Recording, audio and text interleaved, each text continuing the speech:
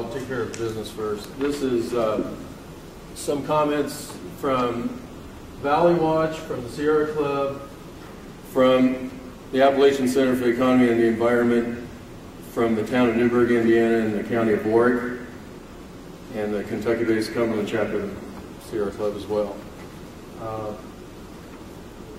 You know, we're not here to say that there is such a thing as clean coal to begin with. You know, the question was asked by somebody early on about the landfill, and that's part of the clean coal process. Well, you know, we really don't know what we're going to need for the clean coal process. The man answered that CO2 wasn't part of that. CO2 is what most people want to call clean coal, CO2 removal. But, you know, so that's not really a part of this permit. In fact, we don't know how that's all going to take place. And Mr. Angermeyer was right. You know, we got our fingers crossed that we can use the CO2 and everything to get enhanced oil recovery and to permanently dispose of it. Permanently dispose of it. It hasn't ever been done at a scale the size of the Cache Creek Power Plant. It hasn't been done at any significant scale at this point. It's being done here and there. In fact, they take pride in Norway that they've captured enough CO2, 100,000 tons a year. Indiana alone creates 134 million tons per year. Kentucky creates 98 million tons per year of carbon dioxide. So that is a completely separate issue from what they're talking about here tonight. But nevertheless,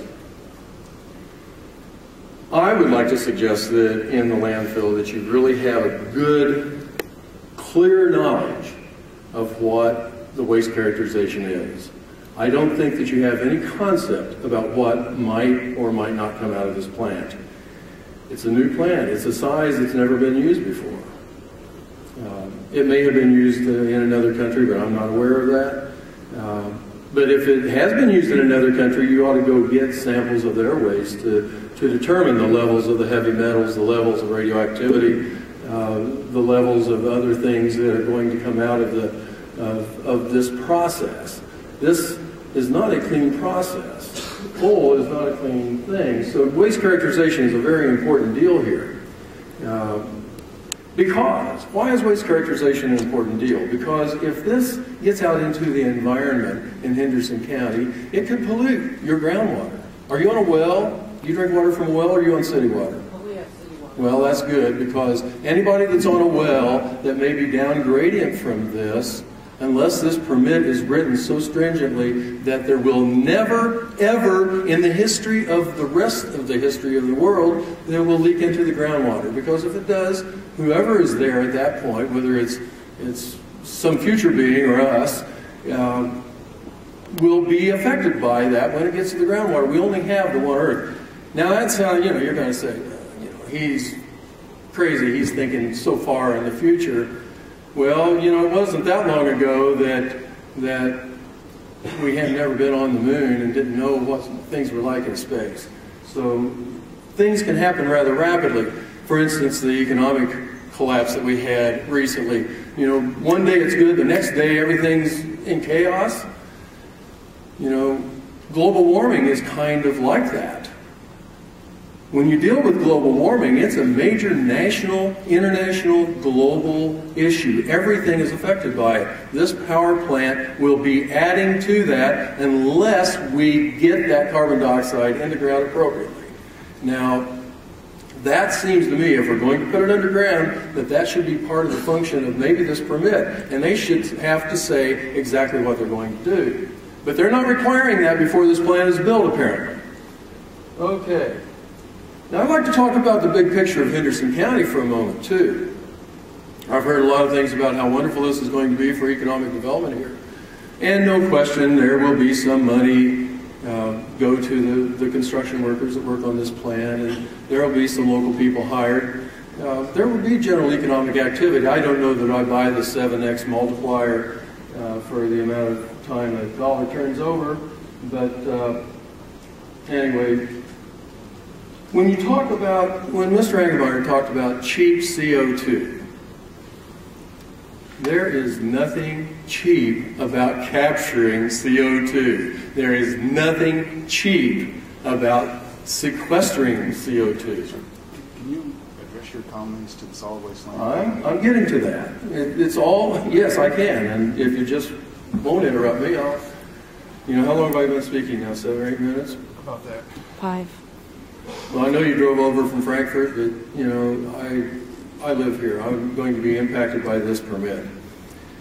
So, it's not cheap. The amount of infrastructure that has to be built underground to deal with CO2, to get it to those oil wells that he's talking about tertiary recovery from, it's an immense expense. The CO2 capture by itself adds 50% to the cost of the power plant. Well, now it's good for you construction workers because you're going to be getting that money, the extra 50%, but it's not good for the people who are paying for the electricity on the other end, and they are revolting all over the country about this sort of thing because there's cheaper alternatives. And part of your analysis has to deal with alternatives, I would presume, alternatives for disposal. Well, I'm glad that you say it doesn't, because that seems to be a pretty narrow understanding of RCRA and so forth. So we have in Henderson County strip mining, underground mining, and now another coal waste landfill. Is this the idea to get these coal waste landfills all around Henderson County, so you're kind of captured by coal waste? Toxic forming coal waste that will and can pollute your groundwater permanently and forever. Henderson County deserves more than this. We can put construction workers to work building renewable energy, building clean, good energy, not destroying the earth with strip mining, not destroying the earth with underground mining and longwall mining that leaves depressions all along and people's homes destroyed. There's so many alternatives that are less expensive. Now, anybody that's putting their future into coal, and Mr. Watkins, I've been wanting to sit down and talk to you about this, and it's my problem that we haven't done that, but if you want to put your future in coal, you're putting it backwards. You're not looking to the future. Coal's time is past. The things we're going to have to do to deal with global warming is going to cut coal's future off at the pass. Let's get with the future. Somebody said that, the whole world is looking at Western Kentucky to see how we deal with energy. That may be true, but they're looking at you through the rearview mirror. Thank you.